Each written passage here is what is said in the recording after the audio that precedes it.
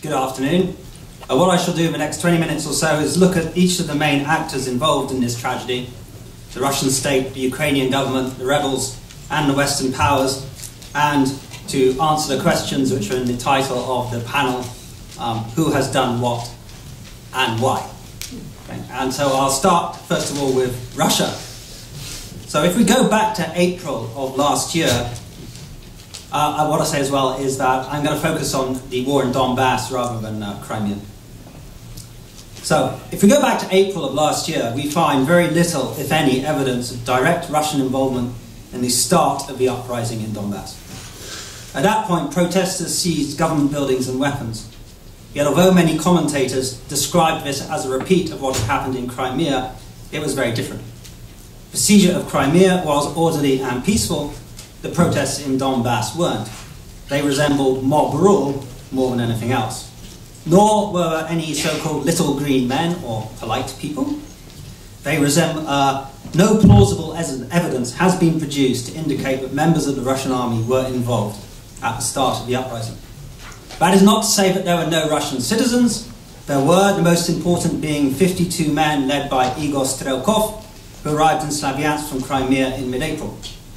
This led to speculation that Strelkov was an agent of the Russian Secret Service, the FSB, and that the entire uprising was orchestrated by it.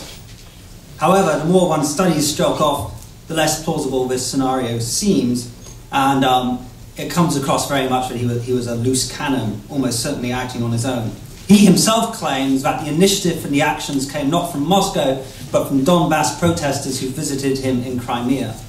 The Russian secret services may have known what was going on, he said, but they weren't directly involved. And that seems to fit the facts as I understand them. At this point in time, Russia was largely standing on the sidelines. That remained the case until July. As the rebels built an army in May and June, they supplied themselves almost entirely with weapons seized from the Ukrainian army and secret services. Huge quantities of Ukrainian army equipment fell into rebel hands. But there was very little direct Russian support at this stage. Strelkov, who by May was fighting a full-scale war in Slovyansk, issued regular communiques complaining that Russia had abandoned him. Interestingly, at this point until mid-August, the head of the political department of the army of the Donetsk People's Republic was a guy called Igor Ivanov. He wrote a letter in July to a newspaper in which he said, Putin nie predatel, on prosto vrag. Putin's not a traitor, he's simply an enemy. And this was coming from the head of the rebels' political department. So you could see that at this stage, the guys running the rebellion were not really under Moscow's control. In fact, they didn't really like the government in Moscow very much. What we did see in these early days was the arrival of large numbers of Russian volunteers who joined the rebel ranks. However, these have always been a small minority of the rebel force. The vast majority of the rebels, probably about 90% of them, are Ukrainian citizens. This isn't a war in which Ukrainians are primarily fighting Russians, but a war in which Ukrainians are fighting Ukrainians. The Russian volunteers were in any case individuals rather than units of the Russian army. I have found no credible evidence of the Russian army being directly involved in combat operations in Ukraine until mid-July of last year, at which point it seems likely that Russian artillery fired across the border at Ukrainian units who were surrounded south of Lugansk. This, though, was still cross-border activity and didn't involve Russian troops actually fighting on Ukrainian soil. That changed in mid-August. Around that time, Russian supplies of weapons and ammunition, which had previously been quite small, seem to have increased substantially, and we have some fairly convincing evidence that units of the Russian army entered Ukraine in mid-August and helped inflict a major defeat on the Ukrainian army at the town of Ilovaisk before returning to Russia. How many troops were involved and how long they stayed, though, we cannot say, and it was probably not for very long. Since September, Russian supplies to the rebels have continued. The most important, as far as I can tell, is artillery ammunition. The rebels have been using far more of this than they could possibly have captured from Ukraine, at least until last week, when they seem to have captured an enormous amount of equipment at Debaltseve. So this equipment must have come from Russia, or at least the artillery ammunition. It would also appear that some Russian soldiers are in Donbass as military advisors and helping to train the rebel armies. There are also suggestions that Russians are providing intelligence and electronic warfare.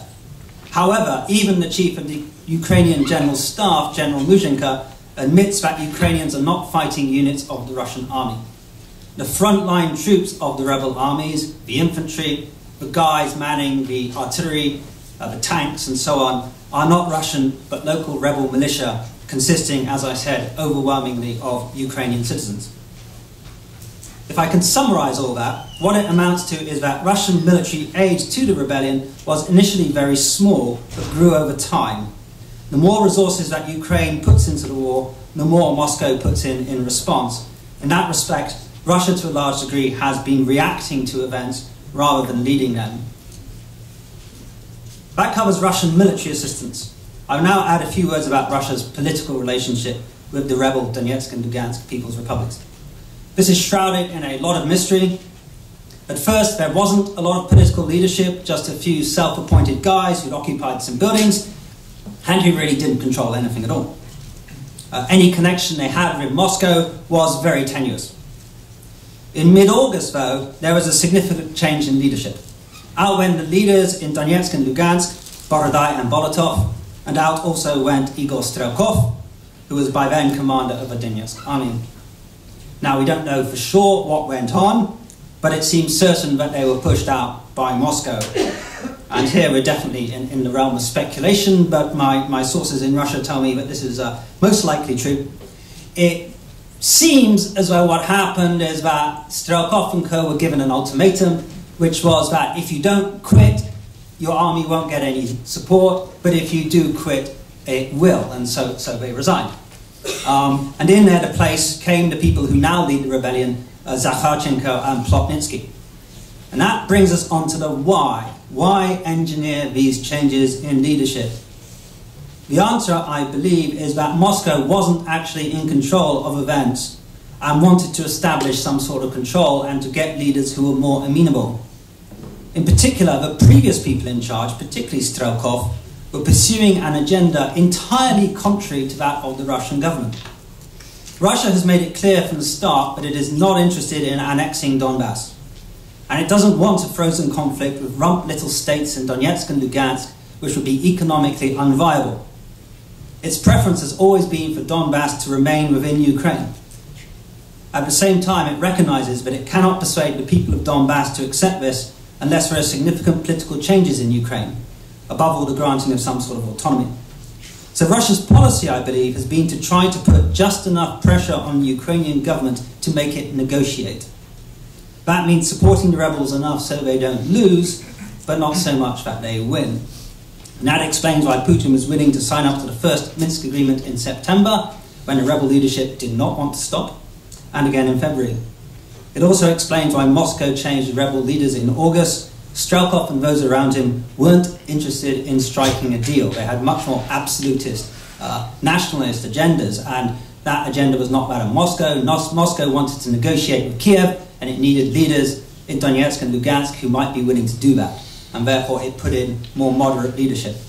In that sense, strange as it may seem, Russia's role has been something of a moderating one. So what about the Ukrainian side?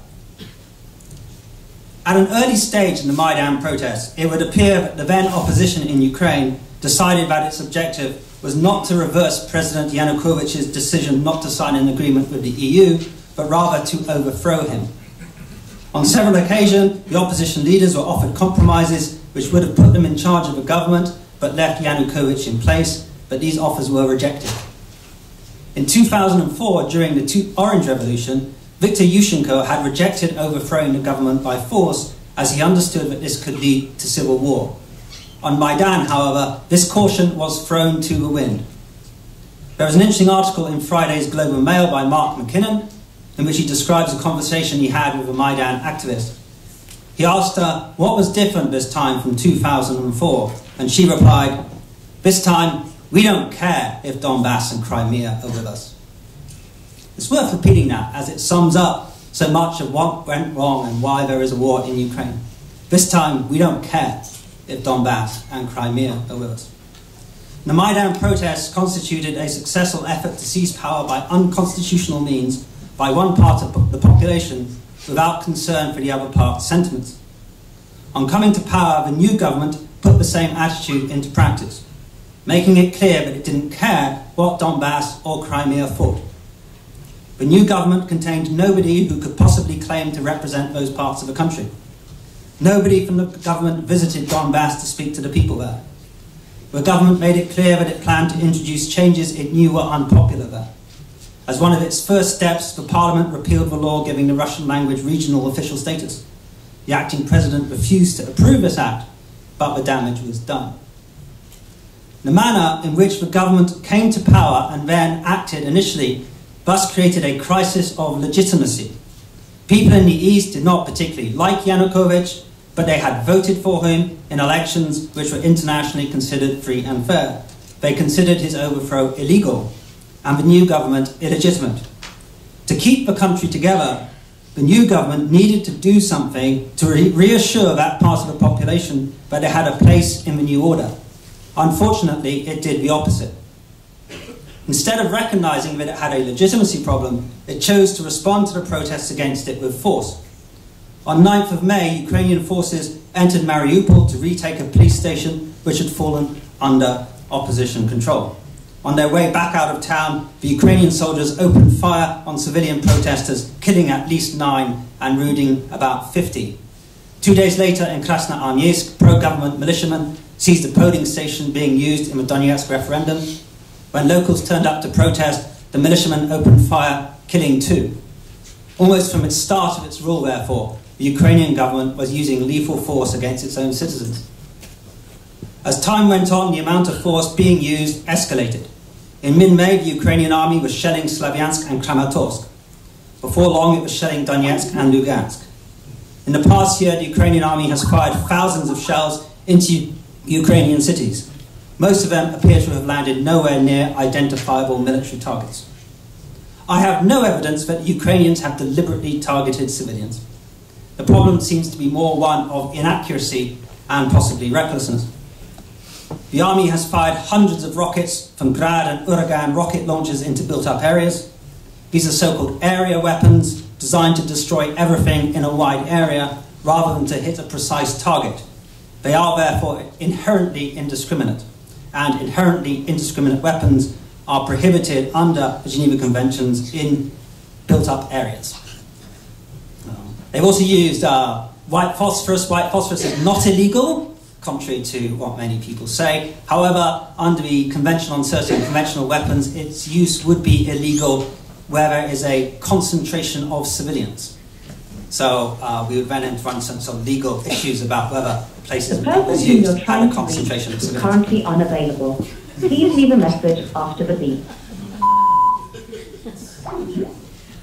Okay. The consequences of the Ukrainian army's actions have been billions of dollars in damage. Furthermore, the Ukrainian army has killed thousands of Ukrainian citizens. The death of 100 people in Kiev is often cited as proof that Yanukovych had lost the right to govern in Kiev. Unfortunately, the new government has killed vastly more people. Its response to this has been simply to deny it. The government denied that its troops killed anybody in Mariupol. When one of its airplanes killed 8 people in Lugansk on the 2nd of June, it made an absurd claim that the deaths were due to a rebel anti-aircraft missile being distracted by an air conditioning unit. Ukrainian army spokesmen have continually denied that their troops shell residential areas. Colonel Lysenko, a spokesman, regularly says this. All such shelling, it is said, is done by the rebels in order to discredit the Ukrainian army. This is simply untrue. The Ukrainian army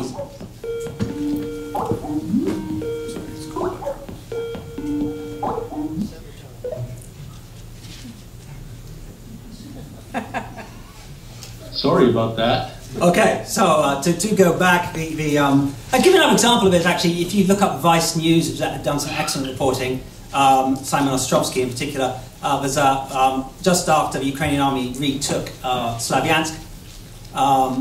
They were about to go in there, and there's this interview of Simon Ostrovsky, the reporter from Vice News, with General Gelete, the then Minister of Defense, in which the general says, "You can see for yourselves that nothing terrible happened in Slovyansk." Whereupon the Vice News camera pans along the streets full of destroyed homes and factories. Okay? So, unfortunately, okay, the Ukrainian authorities are in a state of total denial about the effects of their actions. They are also in denial about the influence of the far right. I do not for one moment agree with the label given to the government as a fascist junta. Poroshenko, Yatsenuk, and the rest of them are not fascists. But to come to power, they formed an alliance with far-right groups who provided the muscle which enabled them to overthrow Yanukovych. And I've been, even a senior Ukrainian official has admitted to me that without right sector, they'd never have come to power. Okay. Finding then that having come to power, they did not have a reliable army, they then acquiesced in the formation of volunteer battalions and sent them to the front to do their fighting. In the process, they thoroughly tainted their own cause. They seem to have, it seems to me, no understanding that images of Stepan, Bandera, the Nazi symbols of the Azov regiment and so on are not inventions of Russian propaganda and have had an enormous impact on how the people of Donbas view the new order. Okay. The new government has never once issued an statement disassociating itself from such symbols. It's as if it has a tin ear, a complete unconcern about how it looks to others. To give another example, 2 days ago, President Poroshenko asked Parliament to declare October the 14th a national holiday, Day of the Defenders of Ukraine. Why October the 14th? Because it's the anniversary of the foundation of the UPA, the Ukrainian army which fought against the Soviets in the Second World War. Now, to many Ukrainians, these are heroic patriots, but to the people of Donbass, they're Nazis. Okay. Now, you might imagine if you have a civil war, what you want to do is to reconcile and to have symbols which unite people. So why would you do this? Either you just don't get it, you don't understand how these things look to other people, or you do understand, and to go back to that quote, you just don't care. But either way, it seems to me you're culpable. So why then has the government acted in this way? Well, part of the problem, I think, lies in that quote about not caring about Donbass. I have observed quite a high level of contempt towards the people of Donbass. It's viewed as a backward, working class, gangster-ridden enclave stuck in a Soviet mindset. Now, you might say that's true or not, but whether it's true or not is really irrelevant.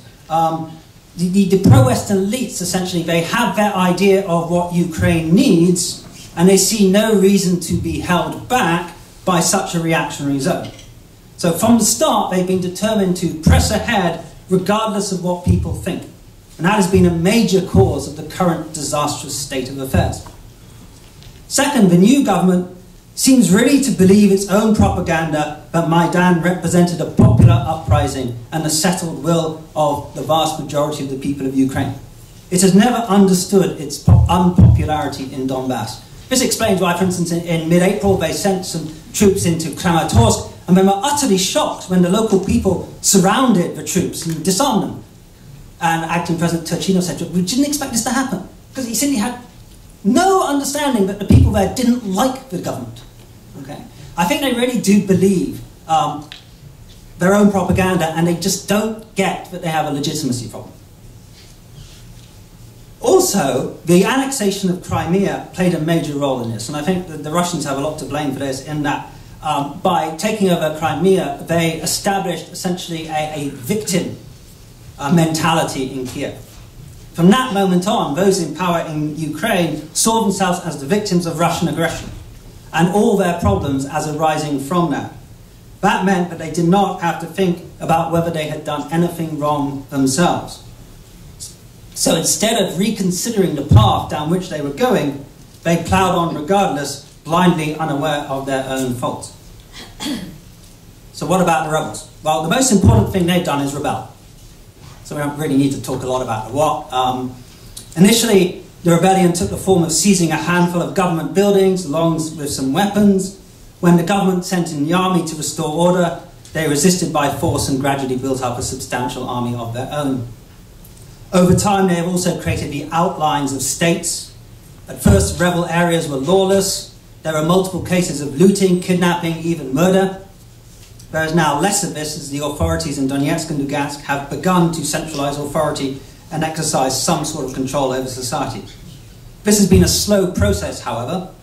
The initial uprising was not centrally controlled. but rather the product of local initiatives which led to the creation of multiple militias, each under their own local warlord. It has taken a great deal of time to meld them all together, and this process is still continuing. So why have they rebelled? Well, simply put, they regarded the overthrow of Yanukovych as illegitimate. This led to protests by the more radical elements of the Donbass population.